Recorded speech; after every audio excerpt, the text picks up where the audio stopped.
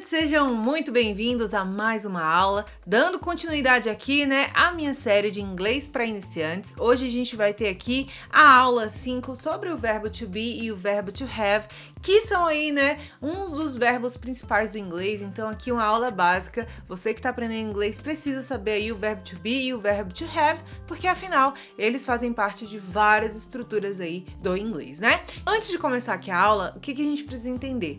Que a gente tem que esquecer um pouco da lógica do português para que a gente consiga entender o inglês, Que a gente tende a utilizar a lógica do português. Se a gente faz isso, a gente acaba travando. Então agora vamos esquecer um pouquinho do português e vamos agora entrar aqui no inglês, tá? E por que muitas pessoas têm dificuldade em entender o verbo to be?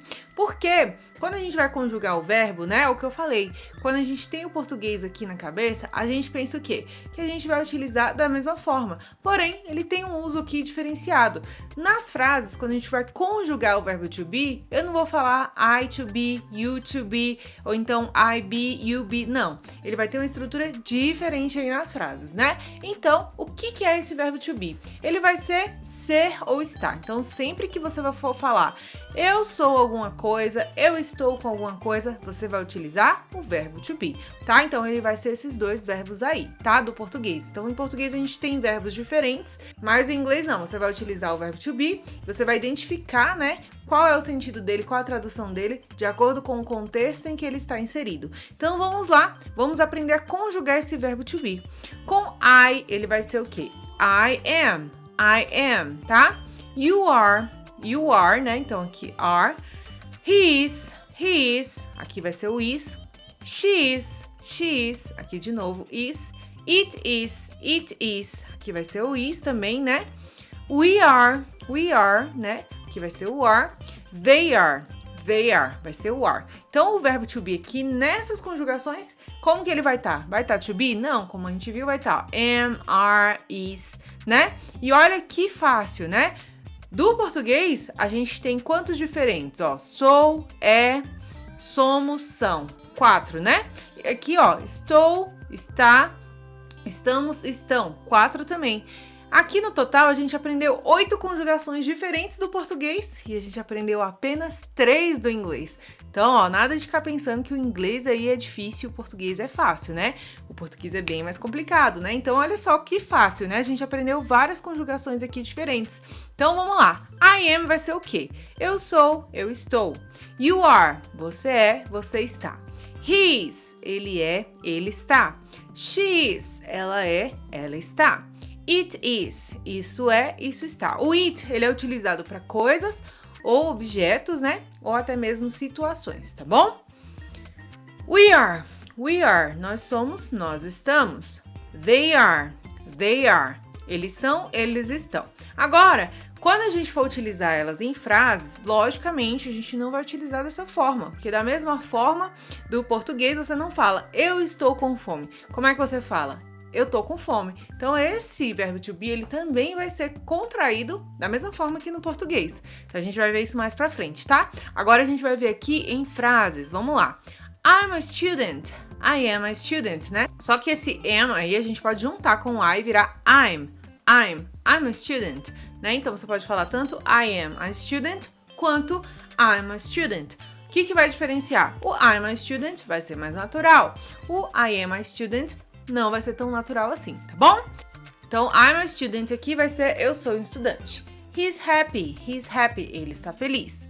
They are at the park, eles estão no parque, Então, aqui, o verbo to be na forma afirmativa. Na negativa, a gente vai acrescentar o not na frente do verbo to be, tá? Essa é a estrutura. No presente, lógico, Então, aqui, I'm not tired.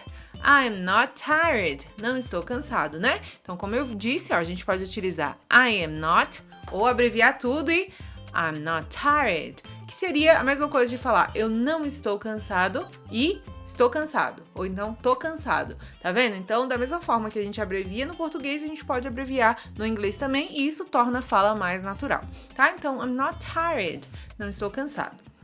She is not a teacher.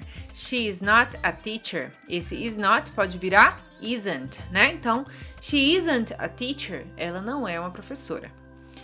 Aqui, como você pode perceber, o único que é diferente é o I'm, né? Que você não vai contrair o am com o not. Todos os outros vão, ó, isn't, aren't, tá vendo? Aqui, você vai contrair aqui o I com o am, tá bom? Sempre. Então, vamos lá, ó. We are not late. We are not late. Ou we aren't late. We aren't late. Nós não estamos atrasados, né? Ou então, não estamos atrasados, tá vendo? Então aqui, ó, você pode ter essas duas opções. Quando a gente fala em português, a gente fala, nós não estamos atrasados. Não fala assim, né? Então a gente fala como? Não estamos atrasados. Então, nós não estamos atrasados, né? Você vai juntar tudo e vai falar dessa forma, né? Ou também nem fala o nós, fala não estamos atrasados, né? Então, essa forma é mais natural, que é a forma que a gente utiliza no dia a dia. Então, aqui, se você for escolher um ou se você tiver como sempre utilizar a forma contraída, vai ser melhor, porque vai ser mais natural, tá bom? Próximo aqui, interrogativa. Vai só trocar, o verbo to be vai antes do sujeito, tá bom? Então, are you ready? Are you ready? Você está pronto? Is she your friend? Ela é sua amiga. Are they coming with us? Então, eles vão vir com a gente, né? Eles vão vir estão vindo conosco, né? Então, dessa forma a gente utiliza na interrogativa. Se você tem dúvida em relação aos sujeitos, tá? Já tem a aula aqui no nosso canal sobre esse assunto, tá? Vou deixar aqui no card e você também pode ir na playlist das aulas, conferir todas essas aulas aqui que vão te ajudar bastante aí com o seu inglês, tá bom? Então, vamos dar continuidade aqui para o inglês para iniciantes. Agora, a gente vai ver o verbo to be no passado, tá? Então, a gente viu no presente, agora a gente vai ver no passado. Essas estruturas são super básicas, você vai sempre estar vendo, então por isso que eu tô trazendo aqui nas primeiras aulas, já para você entender desde o início, tá? Então, aqui, ó, o passado, I was, eu fui, eu era. You were, você era, você estava. He was, ele era ou ele estava. She was, ela era, ela estava. It was, isso era, ou isso estava, né? We were, nós éramos, nós estávamos. They were, eles eram, eles estavam. E olha só que interessante, o verbo to be no passado, ele tem apenas duas conjugações. Was e were, tá bom? E como eu disse, né, quando a gente fala que o inglês é difícil, muitas vezes, né, a gente está enganado, porque, ó, a gente aprendeu aqui duas conjugações e olha o tanto de conjugações que a gente tem em português, tá? Então, ó, tira isso aí da sua cabeça, né? Vamos lá agora para as frases na afirmativa. I was at the party. I was at the party. Eu estava na festa. She was a good student. She was a good student. Então, ela era uma boa estudante. We were happy yesterday. Nós estávamos felizes ontem, tá? Aqui na negativa agora a gente acrescenta também o not depois do verbo to be, tá? Então aqui, ó, I was not at home. Eu não estava em casa, né? Ou aqui a gente pode abreviar I wasn't at home. Então eu não estava em casa. He was not tired. He was not tired. Ou he wasn't tired. Ele não estava cansado. They were not ready. They were not ready. Ou they weren't ready. They weren't ready, né? Eles não estavam prontos, tá? Então aqui no passado, como sempre, a gente pode estar abreviando aí, né? Então vai ficar wasn't ou weren't. E aqui na interrogativa vai ser a mesma coisa, né? Do verbo to be sem ser no passado, você só vai trocar com o sujeito. Então vai ficar Were you at the movie theater? Você estava no cinema. Was she sick yesterday? Ela estava doente ontem. Were they with you at the restaurant? Eles estavam com você no restaurante. Então aqui na interrogativa. Agora a gente já aprendeu aqui o verbo to be no passado e no presente. Agora a gente vai ver a contração, como eu disse, né? Então, ó, o I am vai virar I'm. O you are vai virar your. O he is vai virar his. O she is vai virar she's. O it is vai virar its. O we are vai virar we're. E o they are vai virar their, tá? Então você sempre vai estar podendo utilizar as contrações para que a linguagem fique mais natural, né? E aqui agora exemplos em frases. I'm a teacher. Eu sou uma professora, né? You are my best friend. Você é o meu melhor amigo. He's from Brazil. Ele é do Brasil. She's studying English. Ela está estudando inglês. It's a beautiful day. Está um dia bonito. We are going to the park. Nós vamos para o parque. They are not coming to the party. Então, eles não vão para a festa, né? Então, aqui, exemplos em frases com o verbo to be contraído. Agora, a gente vai ver o verbo to have, tá? O verbo have, ele vai ser o ter, né? Então, a gente tem aqui, ó, I have, eu tenho. You have, You have, você tem. He, she, it, né? Aqui ele, ela, isso e aquilo. Has, né? Então, ele tem, ela tem, ou it has, isso tem, né? We have, nós temos.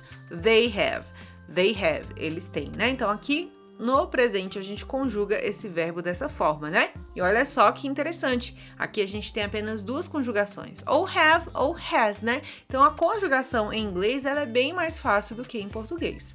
Então, exemplos aqui em frases. I have a cat. Eu tenho um gato.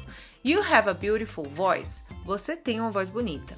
She has a meeting at 2 p.m. Ela tem uma reunião às 14 horas, né? We have a lot of work to do. Nós temos muito trabalho a fazer. They have a good time at the party. Eles se divertiram na festa, tá? Então aqui o verbo have no presente e a gente tem aí o verbo have no passado.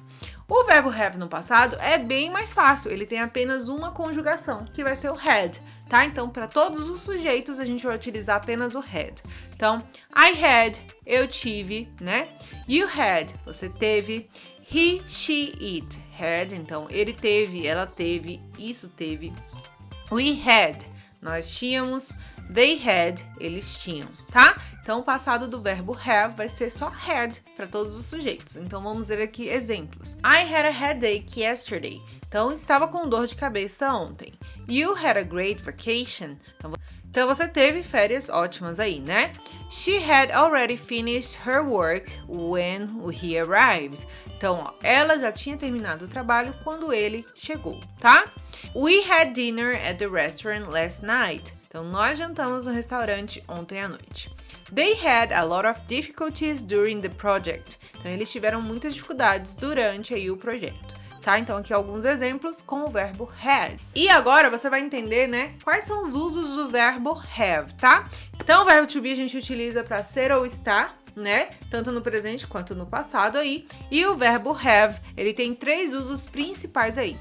Quando a gente fala de posse, que você tem, que você possui alguma coisa, né? Então, a gente vai utilizar o have. Então, por exemplo, I have a car. Eu tenho um carro. She has a dog. Ela tem um cachorro. They have a big house. Eles têm uma casa grande. Então, aqui no sentido de possuir. Ele também pode ser utilizado quando eu falo de refeições. Quando eu vou comer ou beber alguma coisa, tá? Então, por exemplo, aqui, he had breakfast this morning. Então, ela tomou café essa manhã, né? She had a glass of water. Ela tomou um copo de água. They had pizza for dinner. Então, eles comeram pizza no jantar, né? Posso falar também, I have breakfast at 7 o'clock, por exemplo. Então, eu tomo café da manhã às 7 da manhã, tá bom? E eu também posso falar sobre experiências, tanto boas ou ruins. Por exemplo, I have a headache. Estou com dor de cabeça. She has a cold. Então, ela está com resfriado, né? They have a lot of fun on vacation. Então, eles se divertiram muito nas férias. Por exemplo, eu posso falar I have fun when I go out. Então, eu me divirto quando eu saio, né? Então, quando a gente fala aí sobre experiências também, a gente utiliza o have, tá bom? Então, a gente pode utilizar aí o have nessas 3 ocasiões. E essa foi aqui a nossa aula sobre o verbo to be e o verbo to have. Eu espero que você tenha conseguido entender aqui esses verbos, tá? Que eu tenho certeza que eles vão te ajudar bastante, porque são verbos que a gente aprende aí no início dos estudos, que eles estão presentes aí no nosso dia a dia e em várias estruturas do inglês, tá bom? Então, se você gostou dessa aula, não se esqueça de deixar sua curtida, que me ajuda demais, tá? Deixa aqui nos comentários também o que você achou. Pra mim é muito importante saber a sua opinião. Me fala se você tá gostando dessa minha série aqui, tá? Então é isso, não se esqueça de se inscrever aqui no canal para não perder nenhuma aula que eu posto por aqui. Essa foi a nossa aula de hoje e eu te vejo na próxima aula. Bons estudos e até lá!